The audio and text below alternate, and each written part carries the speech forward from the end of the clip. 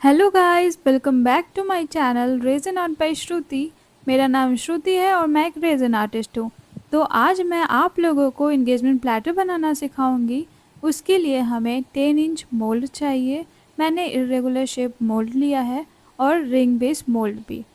और हम पिगमेंट्स लेंगे। क्लाइंट की रिक्वायरमेंट थी कि उन्हें लाइलैक कलर का पिगमेंट चाहिए, तो मैंने opaque and metallic gel pigment लिया है। अगर आप लोगों को भी जानना है कि इन सारे पिगमेंट में डिफरेंस क्या है, तो आप मुझे कमेंट करें, मैं इस पर एक सेपरेट वीडियो बना दूंगी।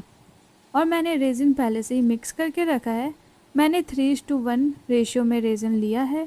अगर आप लोगों को भी जानना है कि हमें रेजिन कैसे मिक्स करना है, कैसे रेशियोज़ लिया जाता है, तो आप मुझे कमेंट करें, मैं इस पर भी वीडियो बना दूंगी।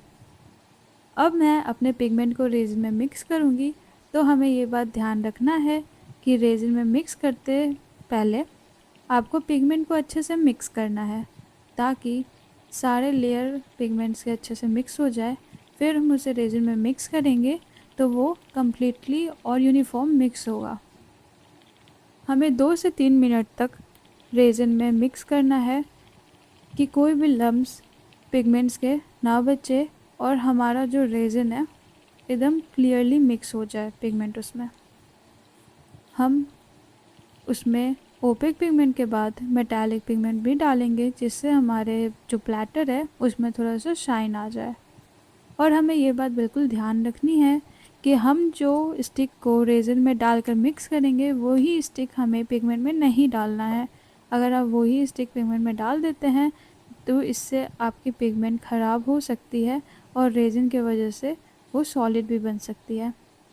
तो मैंने एक दूसरे स्टिक में मेटालिक पिगमेंट को पहले अच्छे से मिक्स किया, देन उसके बाद मैंने रेज़न में पिगमेंट लिया। आप ये भी बात ध्यान रखें कि पिगमेंट आपको कम नहीं लेना है, ना पिगमेंट आपको ज़्यादा देना है। आपको रेजिन के हिसाब से पिगमेंट लेना है, जिससे कलर भी आपका अच्छा आए और शाइन भी रहे। हमें पिगमेंट मिक्स करना सबसे ज़्यादा इम्पॉर्टेंट है रेजिन में। अगर हम उसे अच्छे से मिक्स करेंगे तो हमारे अच्छे रिज़ल्ट भी आएंगे, उसमें शाइन भी रहेगा, सब कुछ रहेगा। तो हम पहले अच्छे से रेजिन मिक्स कर लेंगे। आप देख सकते हैं कि मेरी जो स्टिक है वो पूरी कलरफुल निकल रही है, बिल्कुल भी उसमें स्टिक में हमारे कलर नहीं है। और मैंने जो लिया है वो मैंने थोड़ा सा ट्रांसपेरेंट रेजिन लिया है, उसमें मैंने गोल्ड फॉइल्स डाली है, क्योंकि जो क्लाइंट को चाहिए था उसमें उसको 75% लाइलैक कलर चाहिए था और 25% ट्रांसपेरेंट विद गोल्ड फॉइल्स। अब हम रेज़न को पोर कर रहे हैं मोल्ड में अपने। तो मोल्ड में पोर करने के लिए हमें दोनों को साथ में ही पोर करना होगा, क्योंकि हमें 75 और 25 का रेशियो चाहिए। अगर हम एक एक करके मोल्ड करते हैं तो रेज़न हमारा लिक्विड होता है और ये 3:1 है, इसकी विस्कोसिटी भी कम है, तो ये जल्दी से फ़्लो करके चले जाएगा, तो हमारा जो रेशियो है वो ख़राब हो जाएगा। और हम इसमें बेस वाले रिंग में भी है ना पोर कर रहे हैं। आप ये सोच रहे होंगे कि मैंने अलग अलग शेप के है ना बेस क्यों लिए, तो मैं एक्स्ट्रा बना के रखती हूँ ताकि अर्जेंट ऑर्डर में कोई प्रॉब्लम ना हो। और ये भी मेरा अर्जेंट ही ऑर्डर है, मैंने इसे 1.5 डे में सिर्फ और सिर्फ कंप्लीट किया है।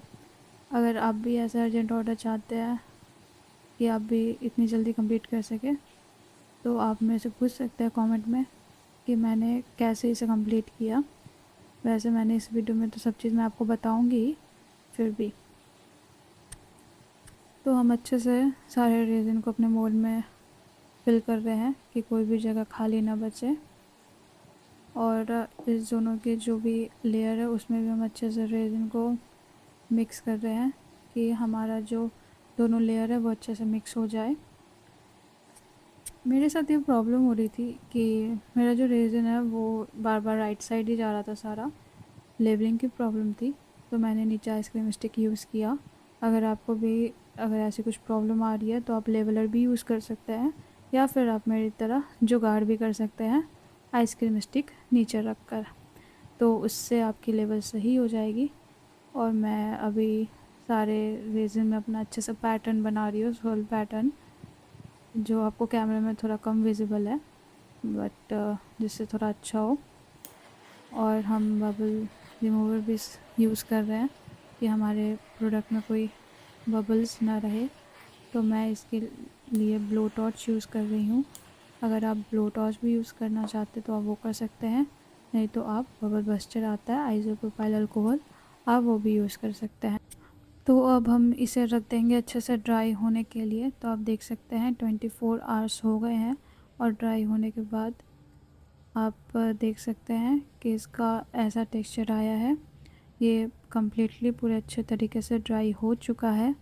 और मैंने एक जो रिंग बेस है वो मैंने डीमोल्ड कर दिया है और मैं आपके सामने और भी डीमोल्ड करके दिखा रही हूँ। ये डीमोल्डिंग सबसे सेटिस्फाइंग पार्ट होता है कोई भी रेज़न आर्टिस्ट के लिए। और आप देख सकते हैं कि डीमोल्ड करने के बाद भी एकदम परफेक्ट आया है। तो मैं इसे डीमोल्ड कर रही हूँ, तो मैंने डीमोल्ड कर लिया। अब हम जो इसमें करेंगे वो हम यूज़ कर सकते हैं इसमें मेटालिक स्टिकर्स। तो मेटालिक स्टिकर यूज़ करने के लिए आप कोई भी टाइप के स्टिकर यूज़ कर सकते हैं, विनाइल स्टिकर, एक्राइलिक, आप कोई भी यूज़ कर सकते हैं, आपको जो यूज़ करना है। तो मेरे पास अभी विनाइल स्टिकर अवेलेबल नहीं थे, तो मैं एक्राइलिक ही स्टिकर ज़्यादा यूज़ करती हूँ एंगेजमेंट प्लेटर वगैरह पे। तो मैंने एक्राइलिक स्टिकर के कटआउट्स मंगवा लिए थे और अब मैं इसे अरेंज करके स्टिकर को फिर मैं इस पर एक पोर करूँगी। स्टिकर को अरेंज करने के बाद हम इसके ऊपर की फिल्म को हटा देंगे। तो इसके लिए मैं ये वाली ग्लू यूज़ कर रही हूँ स्टिकर्स को अरेंज करने के लिए। तो अब हम जल्दी से स्टिकर को अरेंज कर लेते हैं। तो मैंने अब सारे एक्रेलिक्स को अच्छे से अरेंज करके उसे ग्लू के हेल्प से स्टिक कर दिया। अब हम अपने प्लेटर को डेकोरेट करेंगे। अब हम कुछ और स्टिकर्स लगाएंगे अपने प्लेटर में जिससे ये प्लेटर थोड़ी और अट्रैक्टिव लगे। तो मैं इसमें ring sticker, butterflies, infinite and couple sticker लगा रही हूँ, जिससे प्लेटर काफ़ी सुंदर लगेगा देखने में।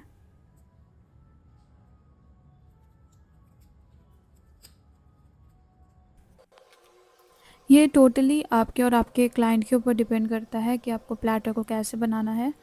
तो मेरे क्लाइंट ने मेरे को कहा था कि उन्हें कुछ फ्लोरल वर्क चाहिए, तो मैं उसमें कुछ ड्राई फ्लोरल ऐड कर रही हूँ। मैं फ्लोरल भी उसी कलर का ऐड करूँगी जो हमारे प्लेटर का है, कि अच्छा कॉम्बिनेशन बने।